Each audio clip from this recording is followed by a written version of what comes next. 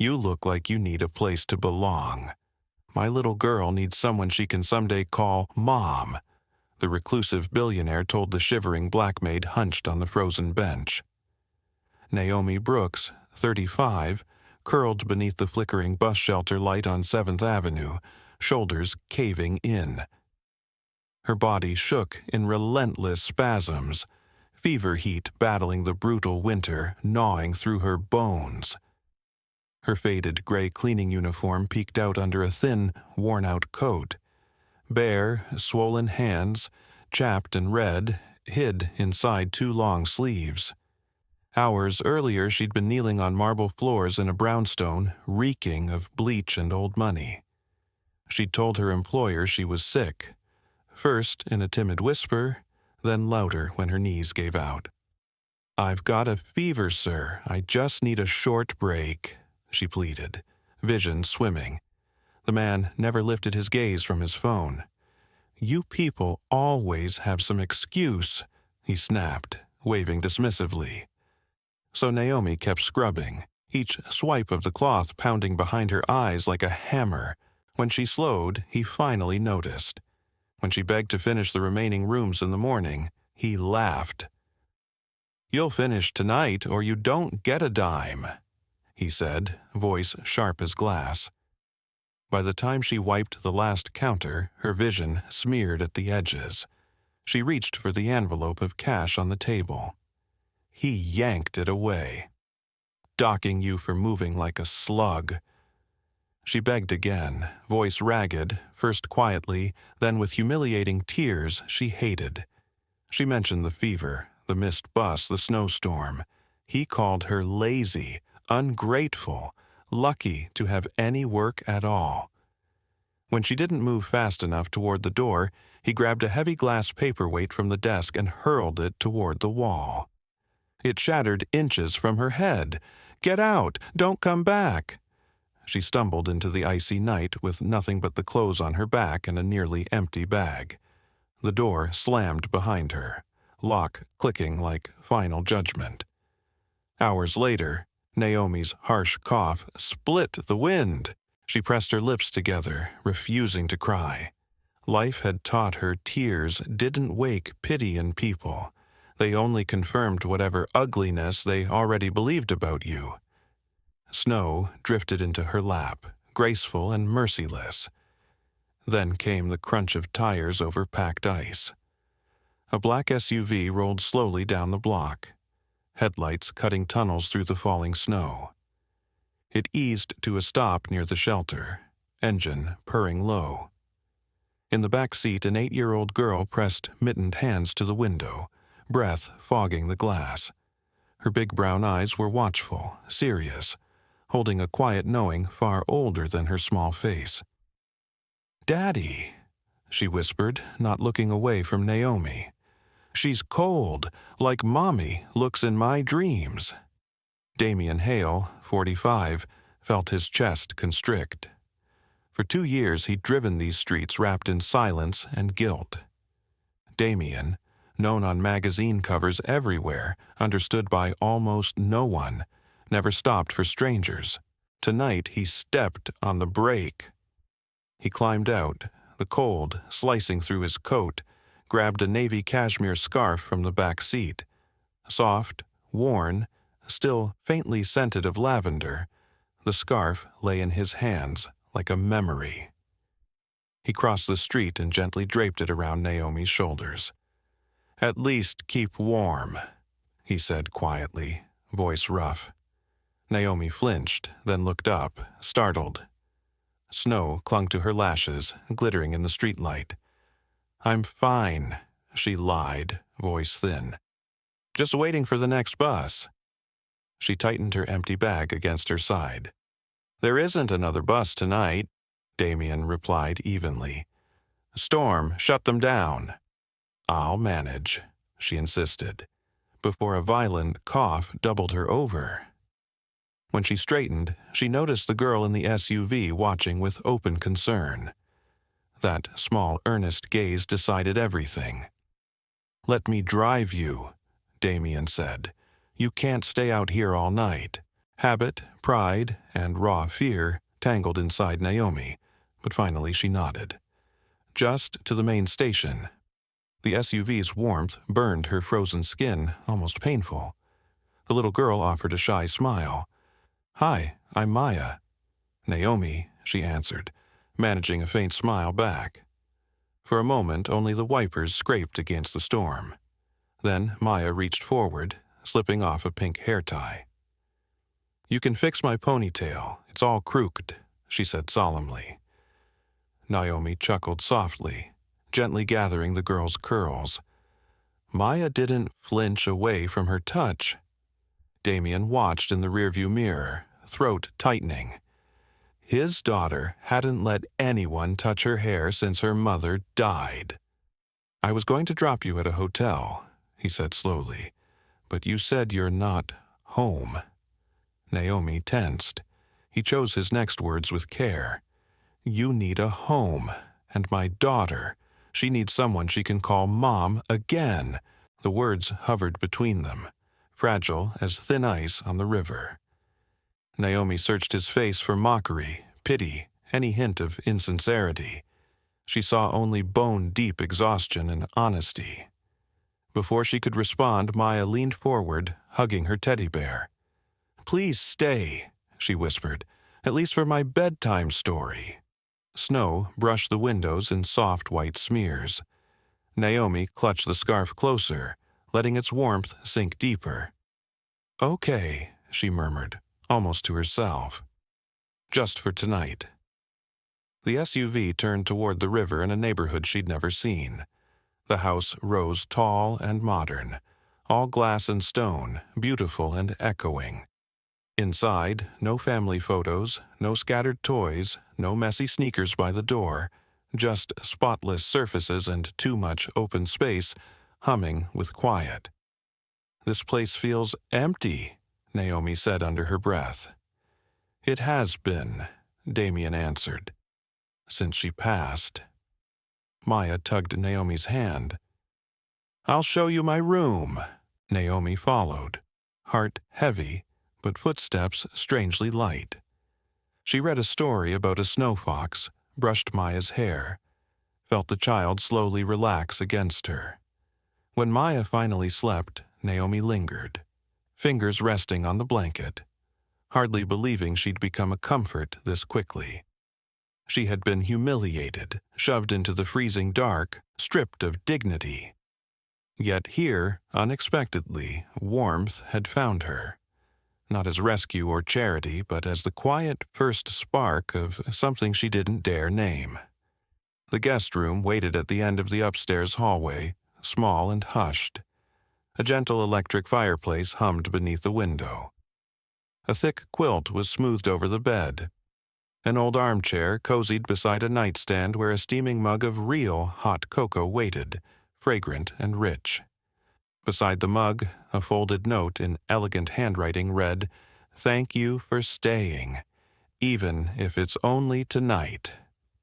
Naomi stood in the doorway, the room's warmth brushing her chilled skin, fever still simmering behind her eyes. Her throat burned, muscles ached from overwork and cold. But something deeper stirred, an unfamiliar sensation of being noticed, seen. She sank into the armchair, pulled the quilt over her lap, and wrapped aching hands around the mug. The cocoa warmed her from the inside, loosening something stubbornly frozen within. Firelight flickered softly. The room was modest, yet nothing about it felt temporary. No harsh overhead lights, no bleach stains, no scolding voices demanding more. Here there was softness, and a kind of silence that didn't hurt. Naomi let her eyelids fall for a moment, letting her guard slip just a little, just for tonight. Down the hall, a floorboard creaked comfortably.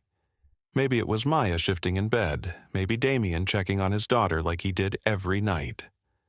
The sound didn't raise alarm. It was simply the breath of a house remembering how to live. In the early morning, Naomi woke to the faint smell of a coffee drifting under the door. She stretched carefully, surprise blooming when she realized she wasn't shivering. The scarf was still around her shoulders like a promise. Downstairs, the kitchen glowed with soft under-cabinet lights. Sleek countertops gleamed, everything neatly aligned. No clutter, no sticky jars, no chaotic piles. The space felt more like a magazine spread than a place where people laughed and spilled things. Damian stood by the stove, pouring water into a kettle. He wore a gray sweater over a white shirt, sleeves rolled up. He didn't look like a billionaire, just a tired father barely holding the edges together. He turned as she stepped in. "Morning," he said. "Good morning," she answered, voice raspy. The room was... She searched for the right word. "Kind," she finished. His mouth tipped in a faint smile. "Glad it worked for you." Maya padded in, bear-shaped, fuzzy socks sliding on the floor. She clutched a crayon drawing, her curls exploding in all directions. Without thinking, Naomi reached for the hairbrush on the counter, amused smile tugging her lips. "Want help taming this situation?" Naomi asked. Maya giggled. "Please, Daddy's ponytails are lopsided." Damian lifted a brow. "They have character," he protested. Naomi laughed, gently brushing and gathering the curls with last night's pink scrunchie. Maya leaned into her, relaxed, trusting. Damian watched again, that familiar tightening in his throat. "I was going to offer a ride to the station," he said. "But if you're between places, the guest room can be yours a while. It's quiet, and Maya clearly likes you here." Naomi's hands stilled in Maya's hair. "Are you offering me a job?" she asked carefully. Damian hesitated. "Not exactly, not yet. Mostly space and a little structure." "Maya hasn't laughed like this in months," he admitted. Naomi straightened, spine instinctively stiff. "I'm not looking for pity," she said. "Neither am I," he replied softly.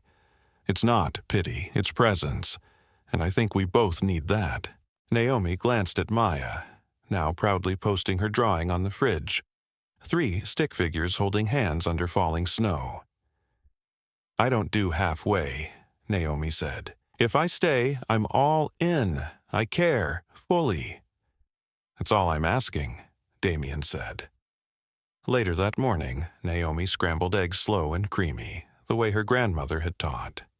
Maya sat at the island, swinging her feet, wearing those bear socks, firing questions between bites. "Where'd you grow up?" Maya asked. "Georgia, tiny town, too many pecan trees," Naomi answered. "Did you have a dog?" "A goldfish named Admiral Bubbles," she said. Maya burst out laughing, nearly spilling her milk. Damian watched from the table, quietly sipping coffee, soaking in the scene as if afraid it might vanish. After breakfast, Naomi insisted on cleanup. Her body moved slower than usual, but every movement felt intentional, grounded. As she wiped the table, she spotted a small antique clock on a shelf, its face cracked, ticking unevenly, stubborn but still working. "A little broken," she murmured. Damian glanced up. "It was my wife's," he said. "Hasn't quite worked right since the accident." Naomi's chest tightened. "Still beautiful," she said quietly. Something flickered in his eyes. Pain, maybe, and gratitude. That afternoon, Naomi bundled Maya and took her outside to catch the snowflakes on their gloves. The girl spun in the driveway, arms wide, laughter floating up into the pale sky like tiny bells. For a heartbeat, joy didn't feel hypothetical. It felt present, here. That night, after Maya was asleep and the house settled, Damian paused at Naomi's doorway. She looked up from the paperback resting in her lap. "I wanted to thank you," he said. "For what?" Naomi asked honestly. "For being gentle with her, for making this place feel less like a mausoleum," he said. Naomi shut her book. "She's a remarkable kid. She didn't let anyone touch her hair for almost 2 years, he added. Naomi blinked, stunned. She trusts you, Damian said softly. Or maybe you remind her of something she's been missing.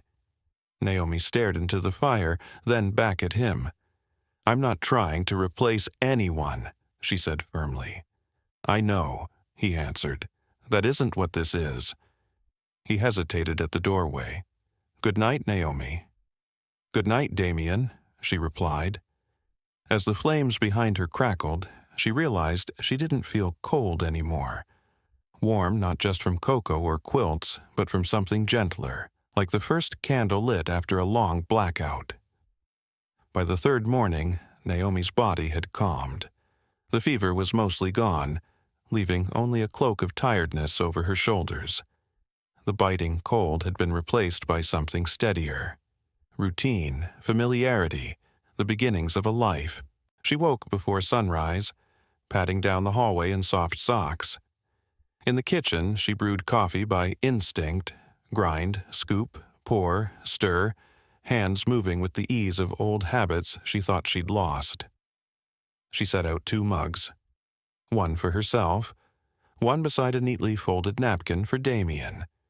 On it, she wrote in small cursive, "Good luck today, or at least fewer meetings." The coffee maker hissed and sputtered. Naomi smiled to herself. There was comfort in doing small, thoughtful things for someone who hadn't demanded them, but would quietly notice. When Damian walked in, Ty half nodded, he halted. "You're up early," he said. "Hard to turn off old schedules," she replied, sliding his mug toward him. He read the note, folded it once, and tucked it into his jacket pocket like something precious. "Thank you." Maya thundered down minutes later, pajama top mismatched with different bottoms, one slipper. Missing. Her hair looked like it had tried to escape in 5 directions.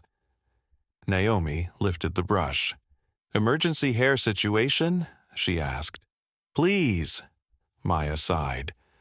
"Can I have 2 braids today?" "You got it," Naomi said, working through the curls with patient hands, humming a low gospel tune under her breath as Damian watched quietly over the rim of his mug. By the time Maya was dressed, fed, and backpack ready, Damian checked his watch. "I'll take her to school," he said. "I figured," Naomi answered, grabbing Maya's red coat. "I'll walk her out." At the car, Maya wrapped her arms around Naomi's waist before scrambling inside. Damian hesitated with the door open. "She's lighter lately," he said. Naomi nodded. "Kids can tell when the air in a house changes." "So can adults," he replied, meeting her gaze for a second before closing the door. As he drove away, Naomi finished her coffee alone, watching snow begin again outside the tall kitchen windows like tiny drifting letters. She wandered the hallways, steps slow, passing rooms she hadn't entered. The house was beautiful, but missing something important. A heartbeat, clutter, music. No framed family vacations. No scribbled grocery lists on the fridge. Grief's home, not life's. She paused at a closed door. Her hand hovered above the knob, then fell.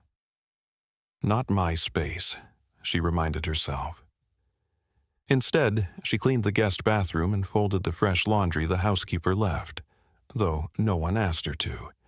It felt like a quiet exchange for the warmth she'd been given. Later, she walked to the corner bodega. The snow had gentled to flurries. She bought toothpaste, a new pink bristle brush for Maya, and lemons for tea. At the register, the older man behind the counter studied her. "You the new help up at the Hale place?" he asked. Naomi froze. "Just staying a while," she said. He nodded. "That little girl's been through hell. Sweet kid. Deserves some good." Naomi offered a soft smile and headed back, wind tugging at her coat. She thought about how people shrink each other into job titles: help, guest, nanny. forgetting who existed before life fell apart. That night, Damian came home later than usual. Maya, already in pajamas, sat curled next to Naomi on the couch, a picture book in her lap. Naomi looked up as he shrugged off his coat.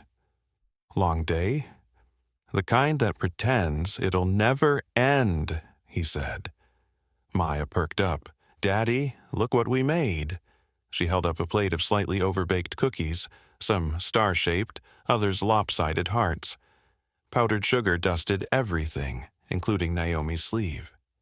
"Baking therapy," Naomi said, grinning tiredly. "Her playlist, pure Motown." Maya nodded proudly. "We dance too." Damian chuckled, the sound rusty but real. "This house hasn't heard that kind of joy in a long time." He sat on the edge of the couch, picking up a cookie. "Star or heart?" "Heart," Maya decided. He bit into it and winced exaggeratedly. "You sure this isn't a rock?" Maya squealed, launching into his lap with a hug. Later, after Maya fell asleep clutching her bear, crumbs still clinging to her pillowcase, Naomi stepped into the hallway and found Damian standing there in the dim light, staring at nothing. "She asked if you'd read Bedtime again," he said. "I will," Naomi answered. "She also asked if you're staying forever," he added. Naomi crossed her arms. "What did you tell her?" "That grown-ups don't always know that answer," he said. "But I also told her something else, that sometimes the people who show up in the middle of a storm are the ones meant to stay," he finished. Naomi looked toward the window where fresh snow started drifting down. "You ever grow anything?" he asked quietly. "Like plants?" she asked, confused. "Garden, herbs, anything," he said. Naomi smiled faintly. "Not really. Where I grew up, the dirt was mostly clay and hope." He huffed softly. "My wife tried every spring. Nothing survived past July. Some seeds still take root," Naomi said. "They just need the right ground." Their eyes met. He was the first to look away. "Good night, Naomi." "Good night, Damian," she replied. On the fridge later, she noticed a new drawing from Maya. 3 stick figures under a bright sun instead of snow. A fourth stood off to the side, smaller, not yet holding hands. Naomi stared at it for a long time. A seed had been planted. Outside, winter still ruled. Inside, something delicate had begun to grow. The next morning came like the others, quiet, dim, but the silence now felt expectant, like the beat before a favorite song begins. Naomi rose early again, feet carrying her to the kitchen on a rhythm she already knew. She brewed coffee slowly, enjoying the ritual. This arrangement wasn't easy to label, job, refuge, detour, but it held a fragile peace. Today's napkin beside Damian's mug read, "One breath at a time. That's how every storm passes." She folded it neatly before starting breakfast. Just eggs, sourdough toast, and blueberries, which Maya insisted made her brain faster. Almost on cue, Maya's small footsteps thudded down the stairs. "Morning, sunshine," Naomi said. "Is it Saturday?" Maya asked groggily. "It's Tuesday," Naomi answered. "So, no cartoons? Maybe one episode if we braid your hair and eat fast," she bargained. Maya lit up.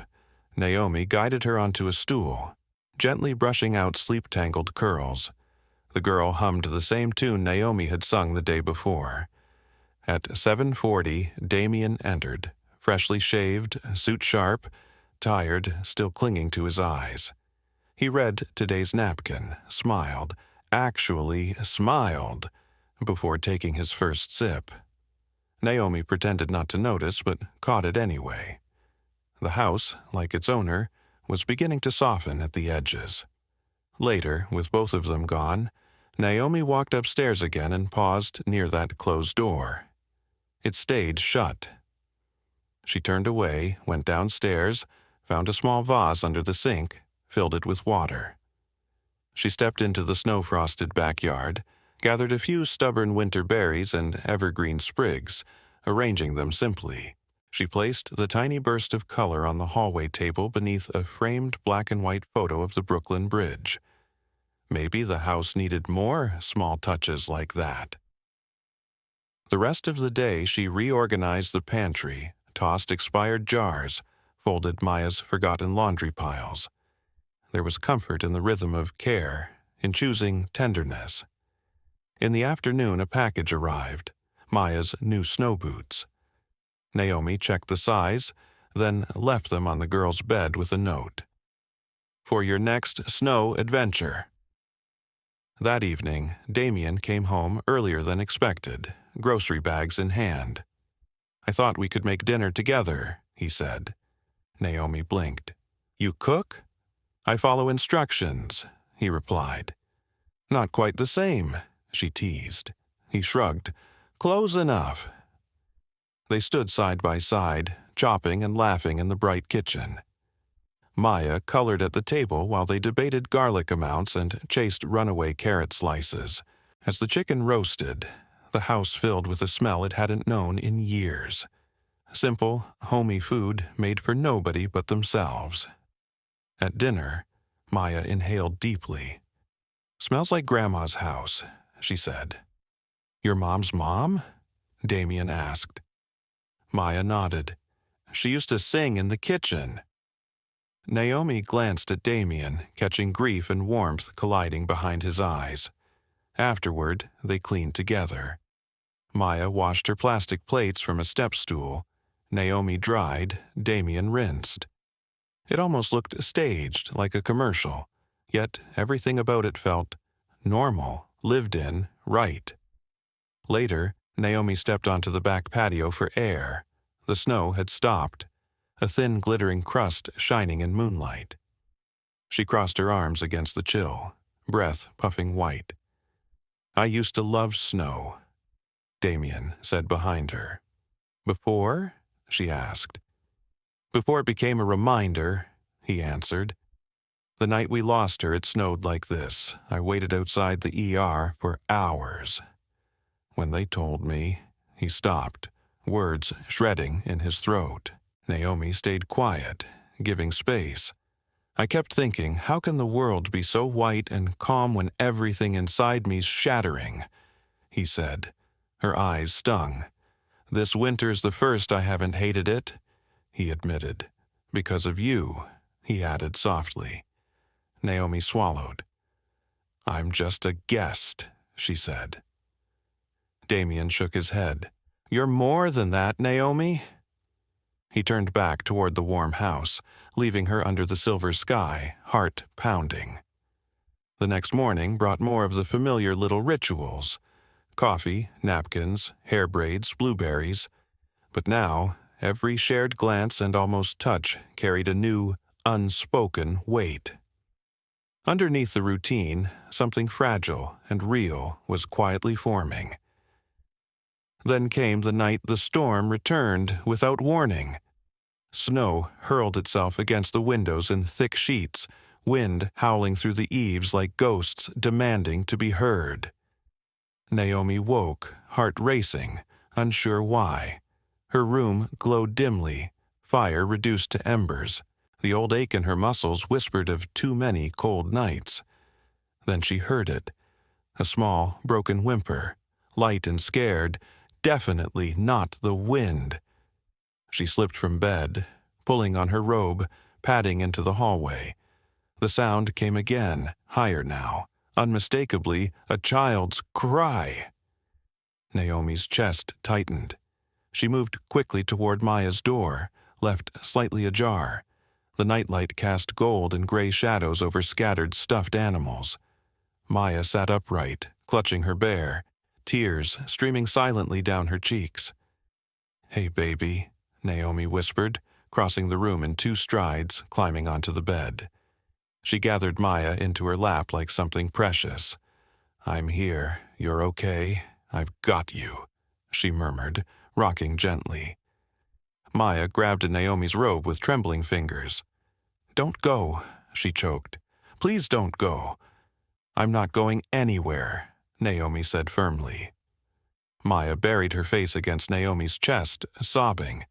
Then, barely audible, came the word that froze everything. Mommy, please don't leave again. The room held its breath. Naomi's heart cracked wide open. She tightened her arms, rocking the girl slowly.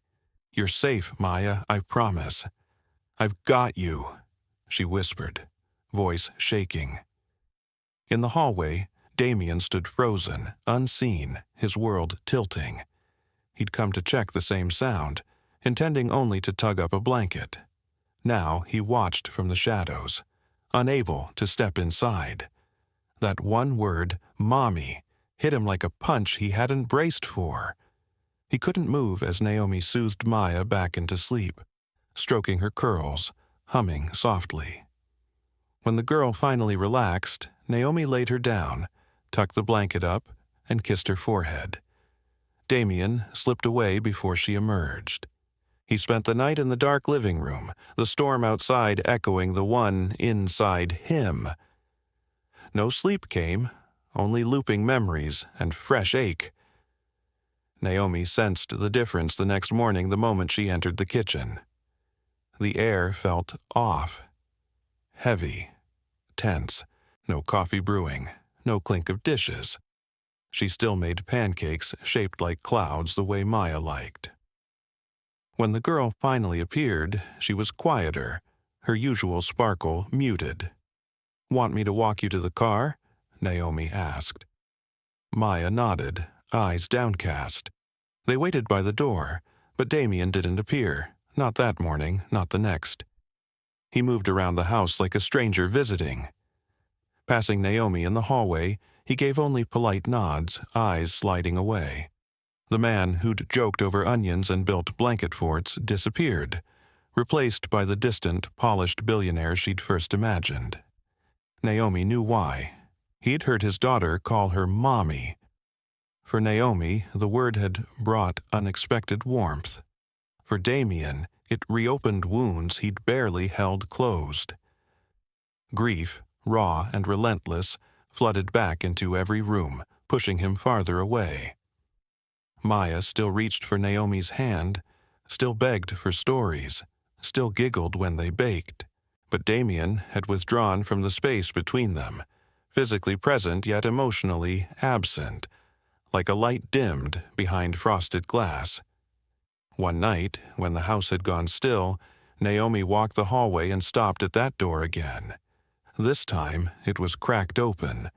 She hesitated, then gently pushed it wider and stepped inside. The room looked frozen in time.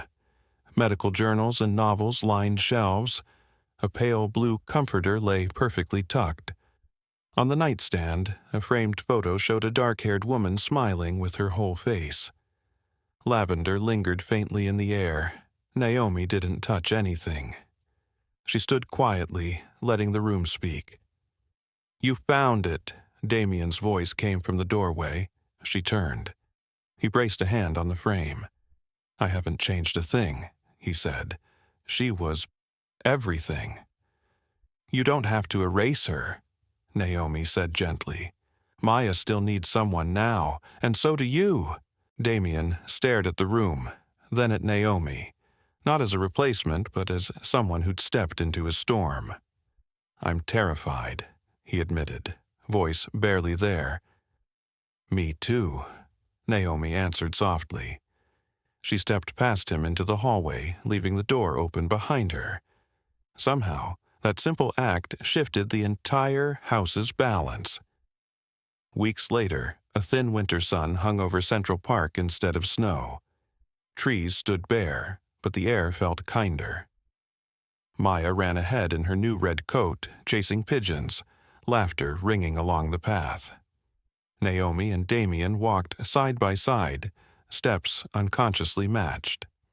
Naomi held Maya's mittens in her gloved hand, ready when the girl tired of running. A thermos of cocoa jutted from Damian's pocket. They'd filled it together earlier. "She's glowing," Naomi said, watching Maya twirl near a snow-dusted bench. "She looks lighter," Damian agreed, like something finally let go. Or like someone finally let her feel again, Naomi offered. Their eyes met for a heartbeat, then dropped. They stopped by the pond's edge. Maya dashed back, cheeks flushed, breath puffing clouds. "Can we take a picture?" she begged. Damian smiled, pulled out his phone. Before he could unlock it, a man across the path raised a camera. The shutter snapped. Naomi flinched. Damian's eyes narrowed as the stranger slipped into the crowd. "Who was that?" she asked. "No idea," he said. Maya climbed onto the bench, looping her arms around both adults for their own photo. They smiled for Maya, but something invisible had shifted. By late afternoon, a shot of them appeared on a New York celebrity sighting account. Reclusive billionaire Damian Hale in Central Park, with mystery maid and daughter, winter romance. By nightfall, it had gone viral. The next morning, Damian didn't mention it, but Naomi saw how his jaw tightened when he checked his phone. She didn't ask. At the pediatric ward that weekend, the whispers caught her instead. "You're trending," said Carla, a sharp-tongued nurse cornering Naomi at her locker. "Who?" Naomi asked. "You and Mr. Billionaire Snowstorm." Carla smirked. "Everyone's talking. That photo's everywhere." Naomi shut her locker. "It's not like that." "Funny," Carla said. "He hasn't denied it. No press statement, no nothing." Naomi exhaled. "He doesn't owe anyone explanations." "Maybe," Carla shrugged, "but people love a scandal." The words knotted in Naomi's chest as she headed back home. That night at dinner, Maya chattered about school projects and a boy who tried to eat glue. The air around the table felt thinner. No one said the word photo. No one mentioned headlines or gossip. After Maya's bedtime, Naomi lingered in the kitchen. Damian stood rinsing mugs, face unreadable. "People are talking," she said finally. "I know," he answered. His shoulders tightened, eyes fixed on the sink. Silence stretched between them. "I can handle whispers," Naomi said. "I've lived in rooms full of them." "I know," he repeated. She turned toward him. "Can you? Because Maya's in those whispers now, too." His jaw flexed. "I didn't ask for this spotlight." "I didn't either," Naomi replied. "But we're standing in it anyway." The silence hardened, colder than the winter outside. That night, alone in her room, Naomi stared at the scarf folded on the chair, then began to pack. She didn't rage or sob. She folded the lavender-scented scarf carefully, smoothed its edges, tucked away Maya's drawing, her own nightlight. When the company gala invitation arrived days later, Damian handed it to her over breakfast. "I'd like you there, and Maya," he said. Naomi frowned. "Is that really smart?" "It'll be good for people to see you," he insisted. At the gala, Naomi wore a modest navy dress. Maya gleamed in white with a red ribbon. Damian, in a black suit, looked untouchable. Conversations dimmed as they walked into the ballroom. Eyes tracked them. Naomi caught a smear of whispered poison. No pedigree, no legacy name. "Guess convincing a child to call you Mommy works." The words sliced through her like ice water. Her hand tightened on Maya's. She glanced at Damian. He'd heard. His shoulders shifted, but instead of confronting anyone, he offered a practiced smile to an investor and kept talking. Naomi said nothing. She bent to Maya's ear. "Let's head home, sweetheart." Maya nodded, exhausted by the noise. They left early. Damian stayed behind. Back at the house, Naomi moved through the rooms like a ghost, already halfway gone. She gathered her few belongings, placed the scarf on Damian's desk, and set a folded letter beside it. Her handwriting looked steady. Her hand shook. The last line read, Tell Maya I love her as if she were mine. The door closed with a quiet click, not a slam. Later, when Damian returned, the house felt wrong, a chapter missing. He found the scarf and letter waiting. While he read, the world outside blurred. Everything narrowed to her absence. Her nose ring glinted under harsh fluorescent lights, sweater hanging 2 sizes too big. "Can I help you, sir?" she asked. "I'm looking for someone. Naomi Brooks. She might have stayed here." The young woman studied him with tired, sharp eyes. "She doesn't want just anybody tracking her down," she said. "I'm not just anybody," Damian replied, and to his own surprise, his voice shook. "I need to apologize," he managed, "and she needs to hear that a little girl misses her every single day." The woman's expression softened. "She left yesterday," she said. "Early. Packed everything. She said she had an older cousin in Albany," the woman continued. "Caught a morning bus." Damian's chest dropped, but then the clerk added, "She left this, though." She ducked under the desk, rummaging. She straightened with a worn paperback, corners frayed, a white envelope tucked inside. Damian took it with unsteady hands. The cover read, "The color of water." Inside the flap, Naomi's neat signature curved gently.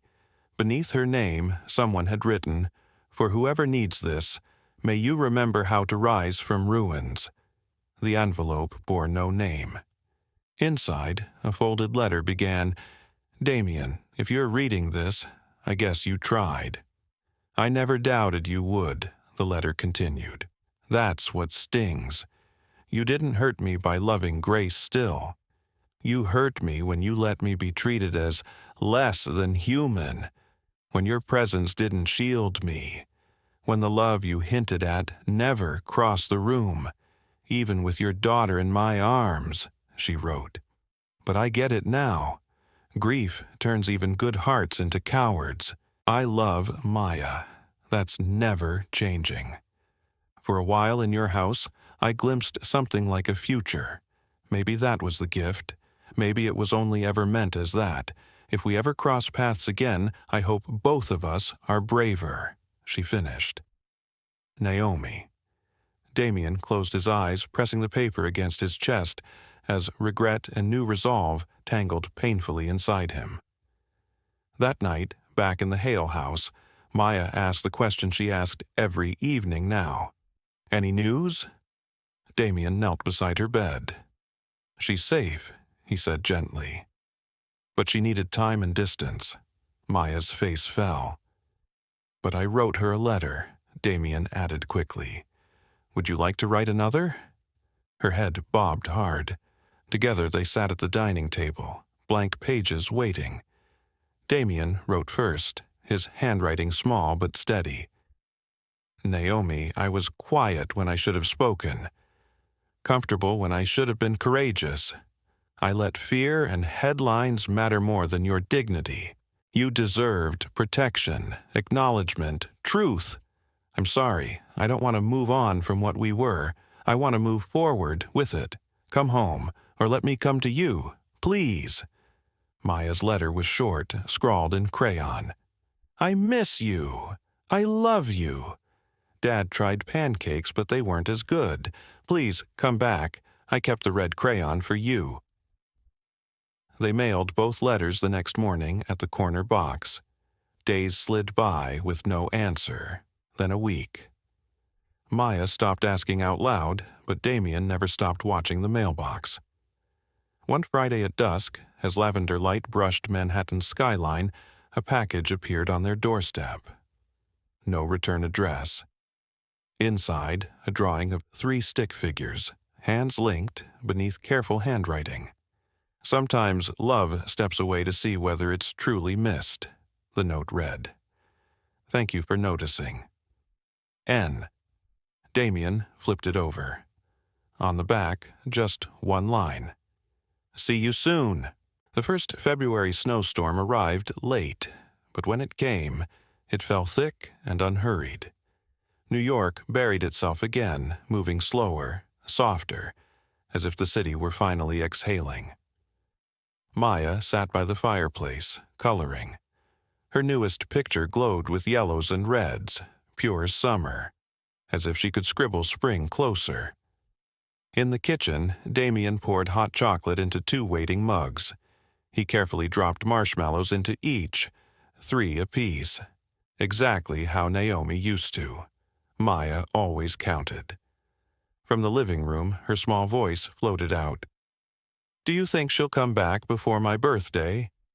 "I hope so," Damian answered honestly. "She knows where home is. That's something." Maya tilted her head, then drew a small heart in the corner of her paper. "I think she misses us," she said. "I think so too," he murmured. Just then, the doorbell chimed. Damian frowned. No one ever dropped by unannounced, especially not in weather like this, and especially not at this hour. Maya perked up. "Maybe a package." Damian set the mugs down and crossed the foyer, tugging his sweater sleeves lower. When he opened the door, cold air punched in. Then his heart performed a slow, stunned twist. Naomi stood on the stoop, snow dusting her curls and coat shoulders. Her cheeks flushed from the wind. One small suitcase hung from her hand like she'd carried it a long way. "I hope I'm not too late," she said softly. Damian stared, speechless. Then his body reacted before his mind caught up. He stepped aside, holding the door wider, warmth spilling onto the snowy porch. She crossed the threshold slowly. Her boots left damp prints on the hardwood, the scent of cocoa, the scratch of Maya's pencil, the golden light on the floors, all of it wrapped around her chest. Maya glanced up, crayon dropping from her fingers. "Naomi!" she squealed, launching herself across the room. Naomi let the suitcase fall and caught her midair, hugging the child like she might vanish if held softer. "You came back," Maya whispered. "I promised," Naomi said, kissing her hair. "You were never not my family." They stayed tangled together, breathing each other in. Damian watched, throat thick, hands still chilled from the doorknob. Eventually, Maya pulled back, eyes bright. "Want cocoa?" "Dad made it, but that's okay," she added with innocent honesty. Naomi laughed through tears. "I'd love some." Maya dragged her toward the kitchen like no time had passed. They took stools at the island. Naomi on one side, Maya pressed against her, Damian across. The mugs warmed their hands. Silence hovered, not heavy, just tender and uncertain. Naomi drew a breath. "I wasn't sure I could walk back in," she admitted. "Thought it might sound like I was asking for something I hadn't earned." Damian's gaze held hers. "It was yours already," he said. "I needed to hear you say that," she replied. "Out loud, and I needed to know you'd stand up, not just beside me, but for me." Damian nodded. "I failed before," he said. "I won't again." He reached into his pocket and pulled out a small velvet pouch, sliding it across the counter. Naomi hesitated, then opened it. Inside lay a simple gold pendant, oval, warm against her fingers. On the back, one word was engraved, "Home." "It's not a present," Damian said. "It's a promise that this house, this life isn't whole without you in it." Naomi traced the letters, breath catching. Before she could answer, Maya placed her small hand over Naomi's. "Please don't leave again," she said. "I won't," Naomi whispered. "Not unless you chase me out with a broom." Maya giggled. Damian finally exhaled the breath he'd been holding for weeks. That night, they curled on the living room couch. Naomi with Maya tucked against her, Damian at the other end, legs stretched toward the fire's glow. Maya drifted off first, Bear clutched tight. Over her sleeping head, Damian met Naomi's eyes. I don't want to rush anything, he said, but there's something I need to ask you. Ask, she said, arching a brow. Will you stay? He managed, like, really stay? She smiled a little. You mean forever stay? Maybe not forever tonight, he said, but long enough for Maya to stop drawing stick figures, long enough for us to build something real. Naomi considered him for a slow heartbeat, then nodded. Yeah, she said, I think I can stay for that. Later, he walked her toward the familiar guest room, the same room she'd once filled with packed bags and silent goodbyes. They paused at the threshold. He touched her hand. I meant what I wrote, he said, about moving forward, not erasing the past. I know, she answered, and I'm not here to rewrite what you had with Grace. I'm here to help write what comes next. He smiled.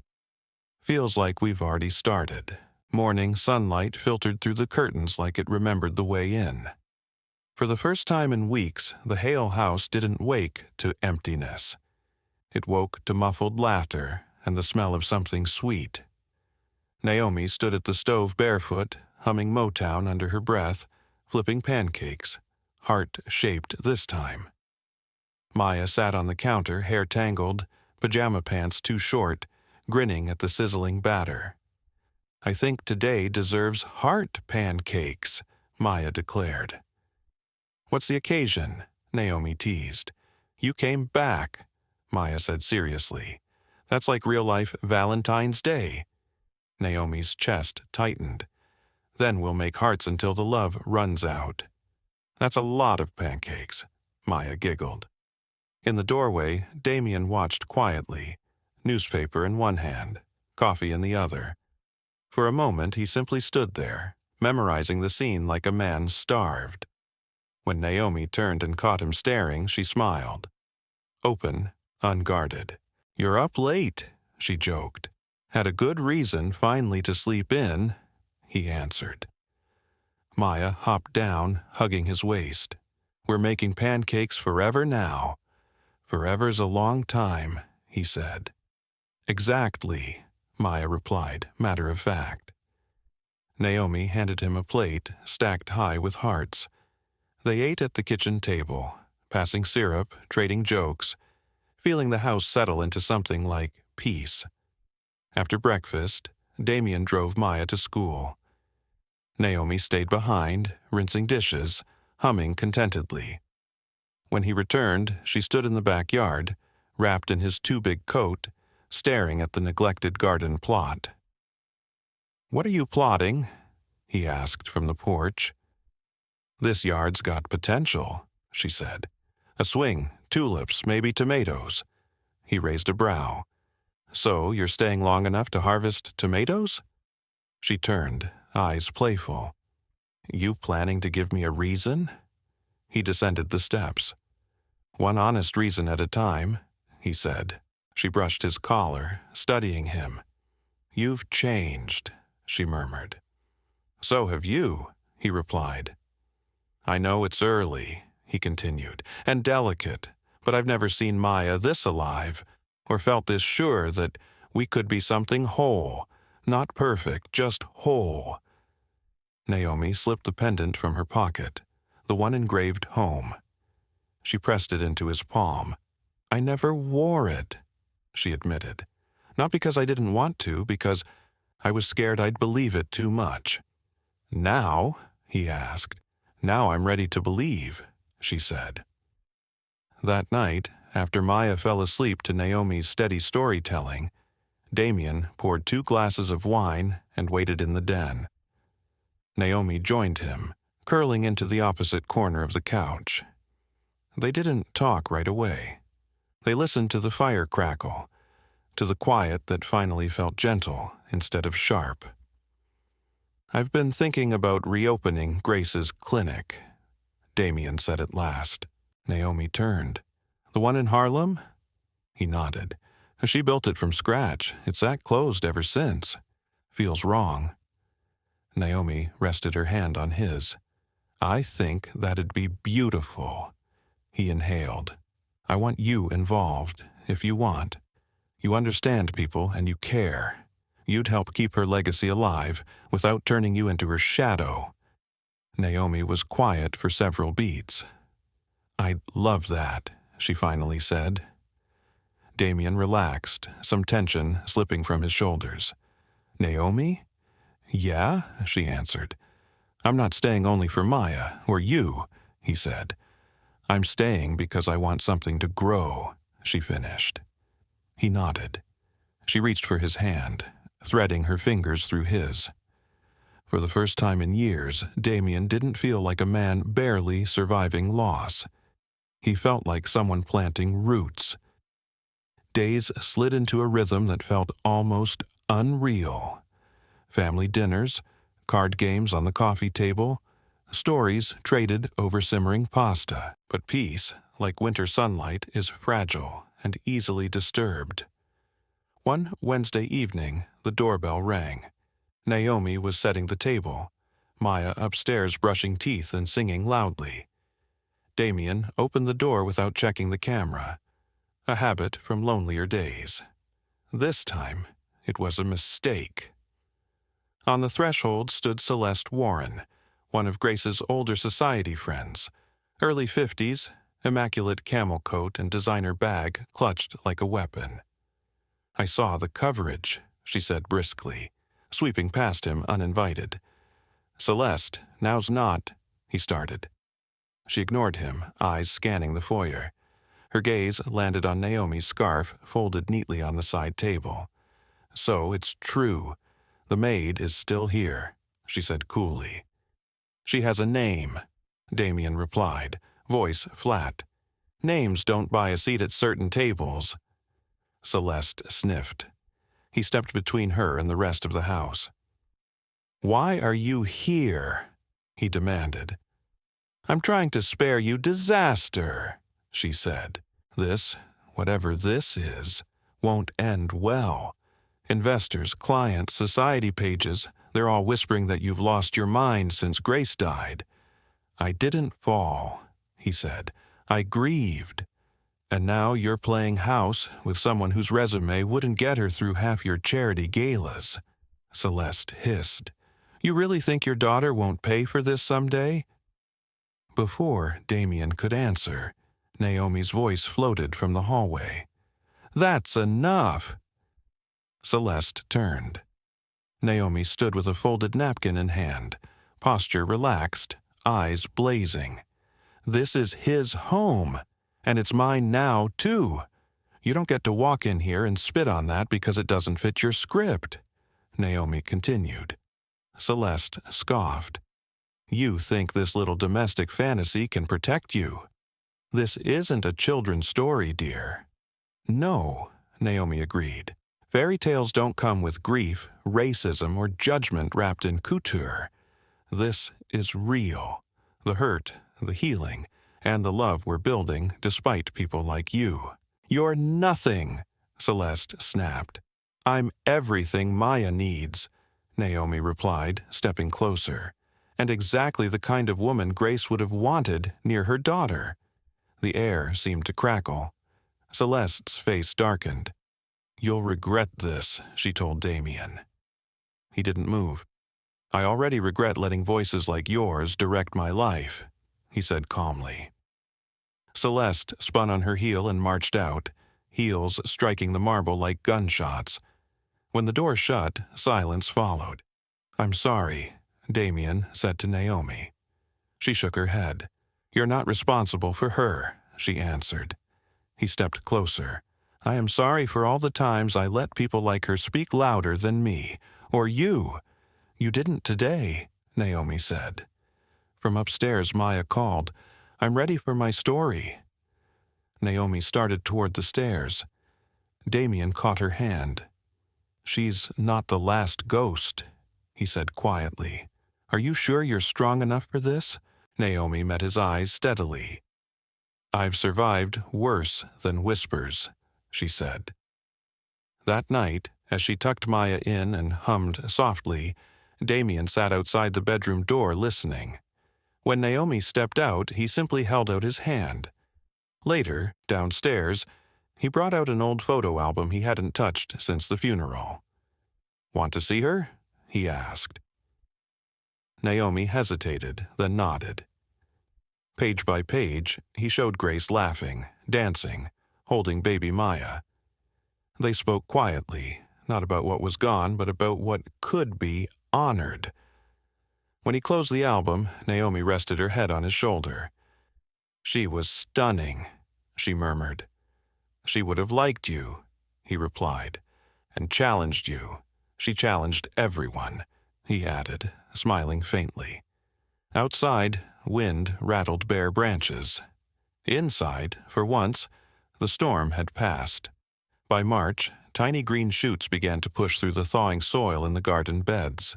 Naomi had started planting even while frost still lingered. "Things need time underground before they can bloom," she'd said, hands buried in dirt. She wasn't just talking about flowers. Every Saturday, Maya joined, pink beanie crooked on her head. She dug earnestly with a little trowel while Naomi coached. "Not too deep, baby. Let the earth breathe." Damian watched from the patio, coffee warming his hands, world narrowing happily to this small, messy scene. But real things rarely stay untouched. One Monday, Damian's phone rang at dawn. "Mr. Hale, this is Serena Cole from Northbridge Capital," came the clipped voice. "We need to talk." He exhaled. "What's wrong?" "In person would be better," she said. "Some board members received anonymous letters, questions about your personal choices." Damian rubbed his temples. "You mean the woman I love?" There was a pause. "That's one characterization," Serena replied carefully. That afternoon they met in a glass-walled conference room. Serena slid a folder across the table. Screenshots, gossip posts, emails. "No formal violations," she said, "but perception shapes influence. The board is uneasy." "And they suggest?" he asked. "Distance," she said, "at least publicly. Fewer appearances, no red carpets with your partner. Let things cool down." Damian stood slowly. "I built this company on transparency, not cowardice," he said. "I'm not turning the woman I love into a secret." Serena sighed. "Then be ready for pushback." "I've been pushed worse," he answered. That night, as quesadillas sizzled on the stove, he watched Naomi and Maya laughing over spilled juice. They were worth all of it. Later, after Maya's bedtime and a sink full of dishes, he told Naomi about the meeting. She listened, arms folded, eyes steady. "I figured something like that was coming," she said. "It still burns," he admitted. "I've been a problem to people like that long before you met me," she said. "This isn't new for me." Damian took her hand. "You're not a problem. You're my second beginning." She studied him. "And if it costs you everything you've built?" He didn't hesitate. "Then I'll build better," he said. She said nothing for a long beat, then wrapped her arms around him, cheek against his chest. "I won't let you torch your life for me," she murmured. "You're not the fire," he replied. "You're the reason I'd walk through it." The next day, he did something no advisor recommended. He called a press conference. No glossy campaign, no crafted spin, just Damian standing at a podium with the city seal behind him, facing a sea of cameras. "I've been fortunate to lead Hale Holdings," he began. "But no empire is worth protecting if it demands silence when truth needs a voice." He scanned the crowd. "Naomi Brooks isn't a scandal. She's family. She is kind, brave, and she taught my daughter to laugh again. If that offends anyone invested in my companies," he continued, "they're free to invest elsewhere. This country was built by people who loved to cross lines fear drew. I refuse to redraw those lines in my home." By the time he stepped away, his phone buzzed nonstop, half praise, half outrage. but his back was straighter, his chest lighter. When he pulled into the driveway, Naomi and Maya waited on the front steps. "I saw," Naomi said as he approached. He sat beside her. "I didn't do it to prove anything," he said. "I just couldn't let others twist our story." She turned, eyes bright. "I love you," she said. The words were soft, simple, solid. Damian's gaze softened. "I love you, too." From Naomi's lap, Maya grinned. "So, are you guys getting married, or what?" They laughed. Naomi rested her head on Damian's shoulder. "Let's grow the garden first." For now, that was enough. The days after the conference brought a surprising calm. No demand for resignation. Stock prices held. Some investors walked. Others, better ones, came forward, drawn by the spine behind his words. But not everyone surrendered the old narrative. One morning, after dropping Maya at school, Damian watched a black SUV pull up. From it stepped Harold Pierce, late 60s, silver hair, former board chair, and longtime guardian of legacy. "Harold," Damian greeted coolly. "We should talk," the older man said. "Not here," Damian replied, glancing at children nearby. "Then choose somewhere," Harold answered. They met that evening at a private lounge heavy with leather, shadows, and old smoke. "I watched you build Hale Holdings from nothing but your last name," Harold said, skipping small talk. "And now I'm watching you risk it all over a woman who, however lovely, won't be welcomed everywhere." "Then I need different rooms," Damian replied. Harold sighed. "This isn't just about you. It's about what you leave Maya. Do you want her paying for your stubbornness when she's older?" "Don't drag my daughter into your prejudice," Damian said quietly. "This isn't prejudice, it's realism," Harold snapped. Damian stood. "No, it's fear. Yours, not mine. I'd rather change the room than bow to it," he said, walking out. That night, Naomi noticed his quiet. She was folding laundry in what had become their room, both their clothes in the closet, Maya's drawings in the nightstand. "Rough day?" she asked. He told her everything. When he finished, she didn't offer platitudes, only truth. "People have looked at me like a problem my whole life," she said. "Like my skin came with terms and conditions. I hate that for Maya." "So do I," he said. She folded a shirt neatly.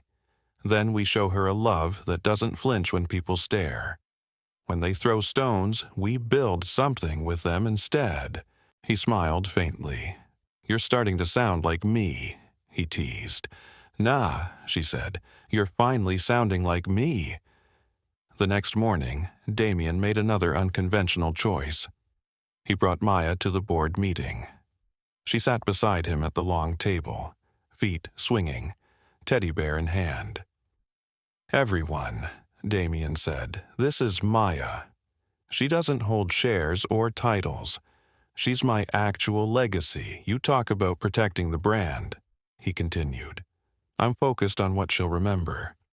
The woman you're nervous about makes her feel safe. That's my priority."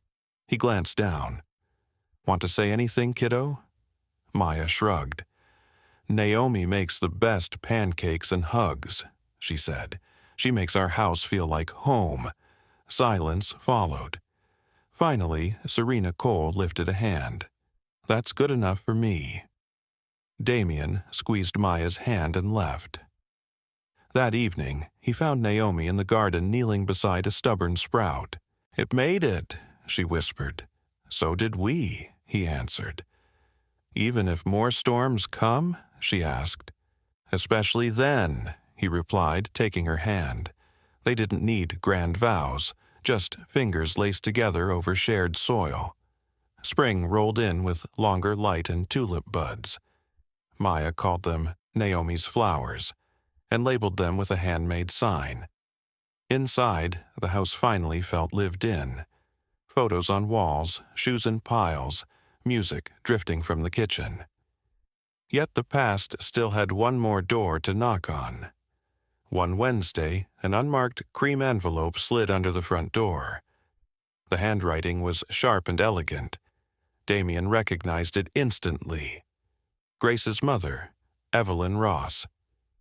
He carried the letter to his study, hands suddenly unsteady, and unfolded it slowly. "Damian," it began. "I saw the footage. I've waited long enough." "I'd like to meet her," Evelyn wrote. "Not to scold, to understand." Damian read the note 3 times. Later that night, he told Naomi. She folded a towel carefully. "Okay," she said. "Just okay?" he asked. "You're not terrified?" "Oh, I'm terrified," she said. "But if I say no, she'll think I'm hiding. I don't hide anymore." They arranged brunch on Sunday, quiet cafe, Upper West Side. When Sunday came, Naomi wore a simple navy dress and a light trench, curls loose. Maya stayed with a friend. Evelyn was already seated, tall, silver hair twisted neatly, pearls gleaming at her throat, cane resting nearby. Her cool gray eyes measured them as they approached. "Evelyn," Damian greeted. "Mrs. Ross," Naomi said, offering her hand. "Naomi," the older woman corrected, shaking firmly. The waiter took orders and left them in a small, charged silence. "I wasn't kind to Grace that last year," Evelyn said at last. She was exhausted. "I thought she was ungrateful, dramatic. I judged instead of asking why." Her napkin trembled in her hands. "When she died, I made everything about my own pain. I blamed God, then you, then everyone. I shut my door to anything that reminded me I'd failed her," Evelyn said. Naomi listened quietly, eyes soft. "Then I saw a photo of my granddaughter smiling again," Evelyn continued. "Beside you. Joy I hadn't seen since Grace, and I had to ask myself, what right do I have to resent you?" "I'm not trying to take her place," Naomi said. "I wouldn't let you," Evelyn replied dryly. Then her tone softened. "Love doesn't replace, it roots. And you've given that child roots again." "She saved me too," Naomi admitted. They talked for nearly 2 hours, about Grace's favorite songs, Maya's nightmares, Damian's stubbornness. When they stood, Evelyn pulled out a small velvet box. Inside lay a gold locket etched with a rose. Inside, a tiny photo of Grace cradling newborn Maya. "I want her to have this someday," Evelyn said. "Until then, you keep it, so she knows this family reaches forward, not back." Naomi closed the box, fingers tight. "Thank you," she whispered. "You're stronger than I was at your age," Evelyn said. "Don't let this world wear you down." To Damian, she added, "Protect them, with more than your money." That night, they showed the locket to Maya. She held it reverently. "I wish Mommy Grace could see us," she whispered. "I think she can," Naomi said, kissing her forehead. Outside, the garden surged with new color. Tulips flared beside rows of basil. White blossoms dotted the fence. Maya's sunflowers shot up daily. One afternoon, as Naomi coaxed a rosebush into softer soil, she heard Damian's voice at the front door, tense, low. "Why are you here?" he asked. Naomi rounded the corner to see a woman in her early 40s at the threshold. Sleek blonde hair, tailored coat, monogrammed handbag. "I called," she said. "You ignored me, so I came, Damian." Naomi realized this must be Monica Price, one of Grace's old colleagues and former clinic partner. Monica's gaze flicked over Naomi. "So the rumors are true," she said coolly. "You replaced your wife with the help." Damian stepped between them. "You're not walking into my home and disrespecting Naomi," he said. Monica laughed bitterly. Is that what this is? You needed someone to fill the silence? Get to the point, he said. Monica opened her bag, sliding papers out.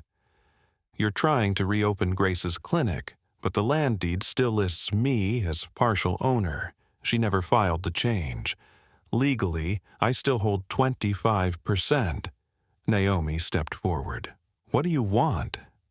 Monica met her gaze. Control, she answered. Either he buys me out at triple market value, or I sell my share to someone else. I won't let a stranger rewrite Grace. I know her daughter, Naomi said quietly. I've held her through nightmares, loved her like my own. Do you really think Grace wouldn't have wanted that? Monica's mouth tightened, but she said nothing and left. That evening, Naomi sat on the porch, turning the locket over and over. You could just pay her, she said as Damian handed her tea. Keep the peace. I'm done buying peace that comes from surrender, he replied. Then we fight, Naomi said. Later, while Maya slept, Damian spread old file boxes across his office floor. Contracts, donation records, partnership forms Grace had left behind. At 2 a.m, he finally found it. A handwritten amendment, signed by Grace and Monica, witnessed but never filed, clearly relinquishing Monica's claim. Proof! Damian breathed. She gave up her rights, she just never followed through. Naomi leaned over his shoulder, heart pounding. Will it hold? She asked. His jaw set. It has to. The next morning, he met Monica at a downtown cafe. Sliding the document across the table, he said, I don't want a courtroom fight, but I'll win if you force one. I'm giving you one chance, he continued. Sign over your share at fair market price. No games. And if I refuse, she challenged, then I make sure every article about the clinic includes your attempt to gut Grace's work, he replied. Her fingers twitched. You used to believe in something, he reminded her. Maybe you still do. He left without waiting for an answer. That evening, a courier delivered a signed deed transfer. No note, just ink, finally catching up. Damian walked out to the garden where Naomi and Maya watered basil. It's ours, he called. The clinic? Naomi asked. He nodded. Maya clapped. Can I plant sunflowers there too? A whole jungle, he said, laughing. Naomi rose, wrapping her arms around his waist. I'm proud of you, she murmured. He kissed her hair. I'm proud of us, he answered. This time, their roots were deep. No one could yank them loose.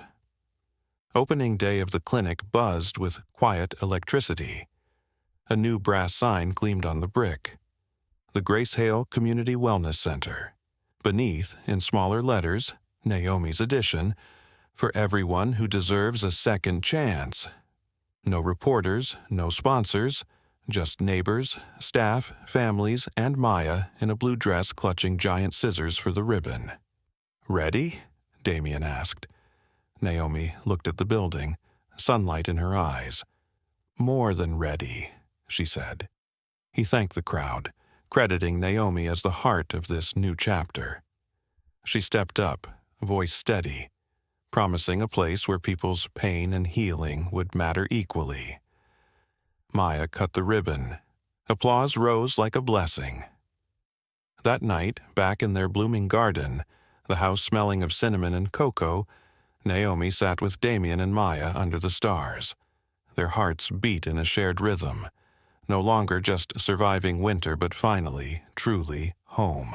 Dignity can be stolen in a minute, so it must be protected every day. If you're 65 or older, you've lived long enough to know this country can be both generous and cruel in the very same breath. One moment, a person is needed. The next, they're treated like they're disposable. Naomi Brooks learned that the hard way on a winter night that felt like it might never end. sick with fever, hands swollen and raw, and still forced to scrub marble floors as if pain were just a character flaw. Some of you remember jobs where the boss didn't care if you had the flu, where showing up mattered more than being human. But Naomi's situation carried another familiar American sting. Being judged before she even spoke, being reduced to you people, as if her life came with a discount label. And then came that moment that makes your stomach turn even on the page. A glass paperweight hurled like a warning, inches from her head, and a door slammed behind her like a verdict. That's not just workplace cruelty. That's humiliation meant to teach someone their place. In our later years, we've watched enough of life to recognize the pattern. When dignity is attacked, it's rarely just about one person. It's a message to everyone who looks like them, sounds like them, works like them. Stay small, stay quiet. But the storm didn't get the final word. A black SUV stopped. A child's voice, small, steady, named what adults often ignore. She's cold. That's the first lesson right there. Dignity is fragile, and it can slip away fast, but it can also be restored by one brave choice at the right time.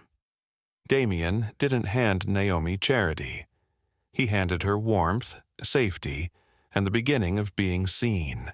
And for older readers, that matters, because we know how rare it is for someone with power to use it gently. Family isn't always blood. Sometimes it's who shows up in the storm.